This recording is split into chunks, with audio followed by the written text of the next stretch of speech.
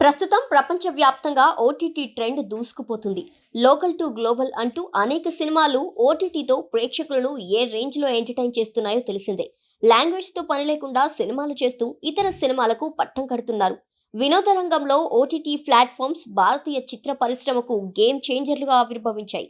కొన్ని సినిమాలు ఆడియన్స్ను థియేటర్లకు రప్పించడానికి కష్టపడుతుంటే మరికొన్ని సినిమాలకు ఓటీటీ ప్లాట్ఫామ్స్లో సెకండ్ లైఫ్ దొరుకుతుంది. ఈ డిజిటల్ స్ట్రీమింగ్ సేవలు భాషా సరిహద్దులను చెరిపేస్తున్నాయి. ఇప్పుడు సూపర్ స్టార్ మహేష్ బాబు నటించిన గుంటూరు కారం చిత్రం ప్రేక్షకుల పరంగా మంచి టాక్ సొంతం చేసుకుంది. బాక్సాఫీస్ వద్ద పర్వాలేదనిపించిన ఈ మూవీ ఓటీటీలో మాత్రం దూసుకుపోతుంది. ఇప్పటికే ఇండియాలో నెట్ఫ్లిక్స్లో ట్రెండింగ్లో ఉండగా అంచనాలను తారుమారు చేసి హద్దులు దాటి ఇతర దేశాలను ప్రేక్షకులను ఆకట్టుకుంది. మొదట్లో సవాళ్లు ఎదురైన గుంటూరు కారం విడుదలైన మొదటి వారంలోనే 100 కోట్ల మార్కును దాటగలిగింది. స్ట్రీమింగ్ దిగ్గజం నెట్ఫ్లిక్స్ గుంటూరు కారం ఓటీటీ హక్కులను సొంతం చేసుకుంది. ఈ చిత్రం ఫిబ్రవరి 9, 2024న డిజిటల్లోకి వచ్చింది.